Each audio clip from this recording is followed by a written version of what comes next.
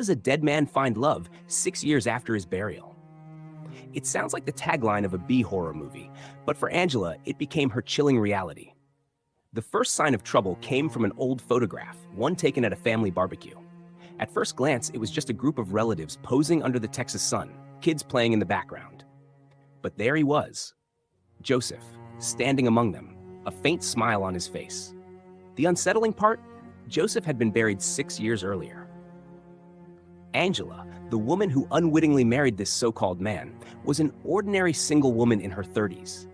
She had moved to Cedar Creek, a sleepy town near Austin, to escape the suffocating expectations of her family.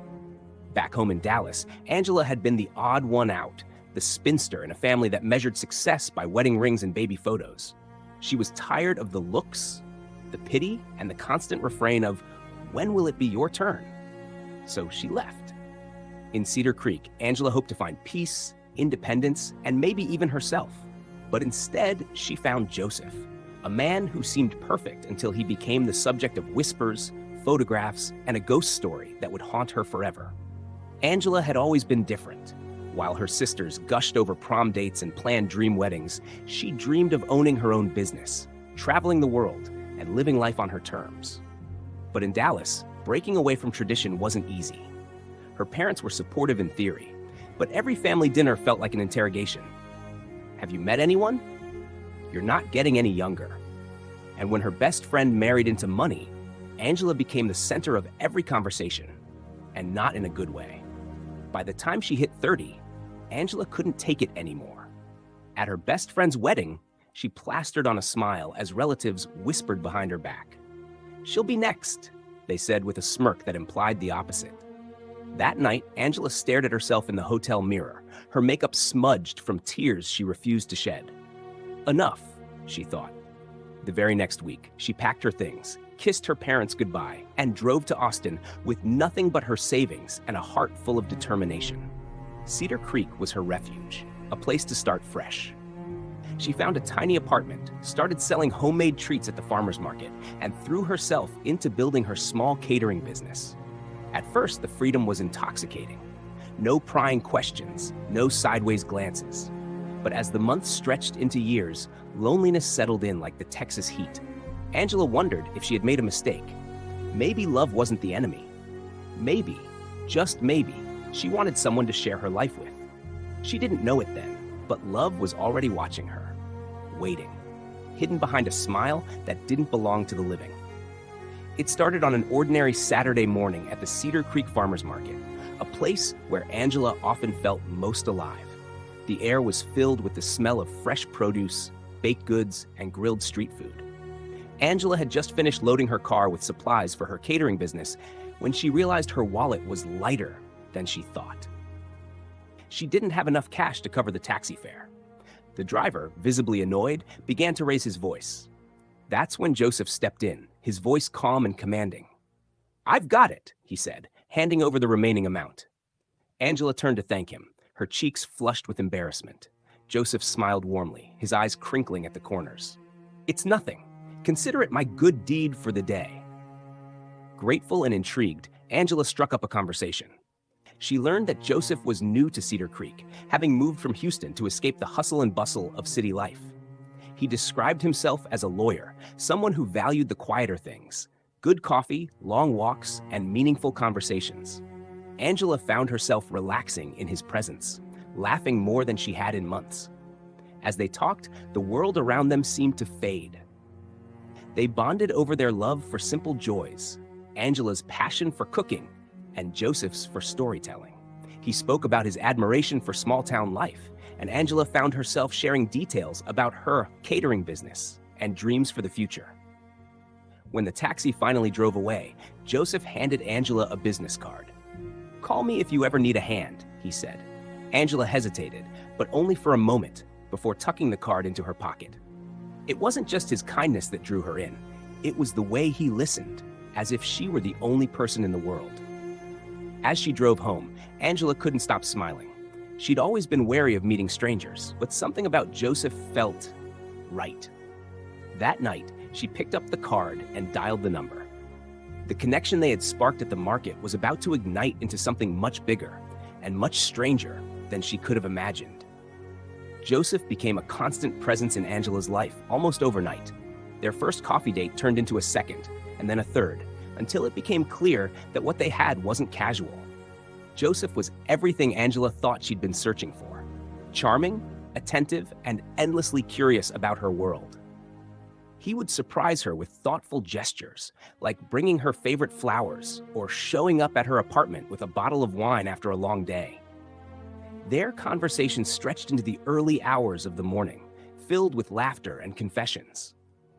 Joseph talked about his dreams of opening his own law firm, while Angela shared her plans to expand her catering business. For the first time in years, Angela felt seen. She had spent so long being judged by others, but Joseph treated her as if she were the most fascinating person in the world. She started to believe she'd finally found the one. But as their relationship deepened, small cracks began to appear in the perfect facade. Joseph rarely spoke about his family, brushing off her questions with vague answers. He avoided certain topics altogether, like his childhood or why he had moved to Cedar Creek. Angela noticed other oddities too. He never seemed to have friends in town, and though he claimed to work as a lawyer, she never saw his office or heard him talk about clients. When she brought it up, Joseph always found a way to change the subject, distracting her with a joke or a kiss. Despite these mysteries, Angela couldn't shake the feeling that Joseph was her chance at happiness.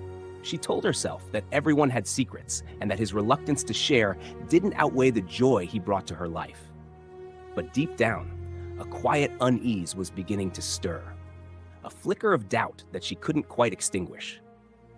Angela's world shifted forever on a balmy summer evening when Joseph got down on one knee. They were sitting by Lady Bird Lake, the Austin skyline shimmering behind them. He pulled out a small velvet box and opened it, revealing a delicate diamond ring. "Angela," he said, his voice steady but filled with emotion, "will you marry me?" Tears welled up in her eyes as she nodded. "Yes, Joseph, yes!" she exclaimed, throwing her arms around him. The proposal felt like a dream, and Angela was certain she'd found her forever partner. Shortly after, Angela broke the news to her family in Dallas. Her mother was overjoyed, thrilled that Angela was finally settling down and expecting a child. Her brother, on the other hand, was more reserved. "Something about him seems off," he said after meeting Joseph. But Angela brushed off his concerns, chalking it up to sibling protectiveness. Joseph suggested they keep the wedding small and quiet, citing his dislike for big gatherings. Angela agreed, understanding his preference for privacy. Due to the cultural traditions of Angela's family, they postponed the bride price ceremony until after the baby's birth. The couple tied the knot in a modest ceremony at a small chapel in Texas, surrounded by a handful of friends and family. Angela wore a simple white dress, and Joseph looked dashing in his navy suit. The day felt perfect, a celebration of their love and the new life they were building together. Yet, in the midst of the joy, Angela couldn't shake the faint unease she felt when Joseph's smile lingered just a little too long, or when he avoided eye contact with her brother. The early days of their married life were idyllic. Joseph found them a cozy home in a secluded neighborhood outside Austin, surrounded by tall trees and winding dirt roads. It felt like a private sanctuary, a perfect place to raise their son, whom they named Joey. But as the weeks turned into months, Angela began to notice peculiarities in Joseph's behavior. He often seemed lost in thought, his mood swinging between moments of deep affection and stretches of unsettling melancholy. He spoke rarely, and when he did, his words often carried a cryptic edge. The first major incident occurred when Angela suggested enrolling Joey in preschool. Joseph's reaction was swift and uncharacteristically stern. "He doesn't need school," he said, his voice firm. "I'll teach him myself." Angela tried to reason with him, but he remained adamant. Another strange pattern emerged: Joseph's fixation on death. He would often speak of the afterlife as though it were a tangible place, recounting vivid dreams where he and Joey were together on the other side. At first, Angela dismissed it as a quirk, but the way Joseph spoke about these dreams, his voice tinged with a peculiar joy, sent shivers down her spine. One night, as they lay in bed, Joseph shared a particularly disturbing dream. "We were standing in a field," he said, his eyes fixed on the ceiling. "Joey and I, the sun was setting, and everything was so peaceful. It felt like home." Angela didn't know what to say. She laughed nervously, brushing it off as just another strange dream. But deep down, her unease was growing. She began to wonder if she truly knew the man she had married, or if she had only scratched the surface of something much darker. As Angela settled into married life with Joseph, she began to notice something peculiar. Her husband had no social connections. Despite being charming and sociable with her, Joseph never introduced her to friends or colleagues. When she asked about his past in Amarillo, where he claimed to have lived before moving to Austin, his answers were vague, often deflecting with humor or changing the subject entirely. Joseph claimed to be a lawyer, but Angela never saw him working on cases or visiting a law office. He always had an excuse. He worked remotely, his clients required confidentiality, or he handled legal work on his own schedule. At first, she trusted him, but over time, the inconsistencies began to gnaw at her. Once, while sorting through old papers, Angela stumbled upon a photograph of Joseph in an unfamiliar setting, surrounded by people she didn't recognize. When she asked him about it, he quickly dismissed it, saying it was from a charity event in Amarillo. But the picture raised more questions than answers. Why didn't he have any ties to these people now? Why had no one from his supposed past ever reached out? The growing unease became impossible to ignore when Angela started reflecting on how Joseph always avoided public places or social gatherings. "I prefer to keep a low profile," he would say with a disarming smile, but Angela couldn't shake the feeling that there was more to the story. Piece by piece, her doubts began to form a troubling picture. The man she loved and trusted seemed to be hiding something monumental, something that threatened to unravel the very foundation of their life together. Angela's orange-selling business had grown steadily, and she decided it was time to take a bold step. Renting a small shop in downtown Austin. It was an exciting milestone, but the landlord, Mr. Whitman, insisted on meeting her husband as a guarantor before finalizing the deal. Angela informed Joseph about the meeting, but he kept finding excuses to avoid it. "Work is hectic," he'd say, or "I'll talk to him next week." Weeks turned into months, and Mr. Whitman began pressing Angela for answers. Frustrated, she decided to bring the landlord home to meet Joseph directly. One sunny afternoon, Mr. Whitman arrived at their house with his friend Mike, who had tagged along for the ride. As they waited in the living room, Joseph eventually emerged, his expression calm, but his posture tense. The moment Mike laid eyes on Joseph, his face turned pale. "Joe?" he said, his voice trembling. "Joe Tarrant? Is that you?" Joseph froze, his smile faltering. "You must be mistaken," he replied, his voice unnaturally steady. But Mike wasn't convinced. "I knew you in Amarillo," he insisted. "We worked on the same crew. I was at your funeral in 2005. You died in a car accident. Everyone was there, your family, your friends." Angela's heart pounded as she turned to Joseph, searching his face for an explanation. He avoided her gaze, muttering something about needing to grab his wallet, and retreated to the bedroom.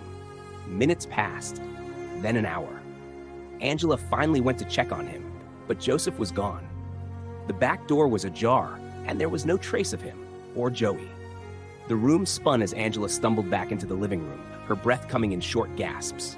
Mike and Mr. Whitman stared at her, their own expressions a mix of shock and confusion. What just happened?" Angela whispered, the world as she knew it crumbling around her.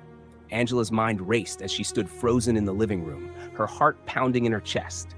Joseph was gone. So was Joey. The house felt eerily quiet, like a dark secret was seeping into every corner. Her breath caught as she stumbled toward the back door, praying it was just some bizarre misunderstanding. But the door was wide open. "No," she whispered, her voice shaking. She turned back to Mr. Whitman and Mike, who were equally stunned by the sudden disappearance. They were just here. He couldn't have gone far. Frantic, they began searching the house, calling out their names into the emptiness. Angela rushed through every room, tearing through closets, checking under the furniture, hoping to find some sign that this wasn't happening. But there was nothing. No trace of Joseph, no sign of Joey. Minutes passed, stretching into an agonizing hour. It felt like time itself had frozen. The floorboards creaked beneath Angela's feet as she walked through the empty rooms, her voice echoing off the walls, calling out to them. "Joseph? Joey? Please answer me." Mike and Mr. Whitman continued searching the property, but there was no sign of life anywhere. It was as though the world had swallowed them whole. Panic surged in Angela's chest as she sank to the floor, her head spinning. She felt like she might pass out, but the terror was too real. And then it happened. The overwhelming weight of confusion and fear became too much. Angela collapsed, her world going black as everything around her crumbled away. The last thing she remembered was Mike's voice calling her name, but it was distant now, fading like an echo. When Angela awoke, the world felt different. Cold, empty. She was lying on the couch in the living room, Mr. Whitman and Mike hovering over her, their faces etched with concern. But all Angela could think about was the fact that Joseph and Joey were gone. Completely gone. The house was still, like a tomb. And the questions flooded back. What was going on? Where had they gone? How could they have vanished without a trace? Angela didn't have the answers. As the days passed, the town buzzed with rumors. Whispers spread like wildfire about the ghostly husband who had been seen only to vanish into thin air. People came from all over Texas, drawn by the mystery of Angela's story, hoping to get a glimpse of the woman who had lived with a ghost. They didn't know the pain that still gripped Angela's heart, the terrifying uncertainty that kept her up at night. Angela couldn't stay in Austin anymore. She couldn't bear to live in the house that had once been filled with love, and now felt haunted by something she couldn't understand. She moved back to Dallas, back to her family, but it was impossible to escape the lingering dread that followed her. No matter how far she ran, she couldn't shake the image of Joseph's haunted smile, his strange behaviors, and the horrifying realization that he had been dead all along. But the questions remained. Where had he gone? What happened to Joey? And most of all, was she the only one who knew the truth? Angela's life slowly began to return to some semblance of normalcy in Dallas, but there was a part of her that would never be the same. She rebuilt her orange-selling business, made new friends, and tried to move on. But the shadow of the past loomed over her, and the questions still haunted her, gnawing at her mind in the dead of night. Was their son a ghost too? Had she truly lived with a man who had already passed away? Angela couldn't shake the eerie feeling that Joseph and Joey were still out there, still watching her from the corners of her mind. She never remarried, not because she didn't want to, but because the love she had shared with Joseph had been too powerful, too strange to replace. And even as she tried to rebuild her life, she could still feel his presence, like a ghost who refused to leave her. To this day, Angela swears she still hears their laughter on quiet nights, as if Joseph and Joey are out there somewhere, still waiting for her. She doesn't know if they ever truly left. All she knows is that the love they shared, however twisted, however unreal, will never be forgotten.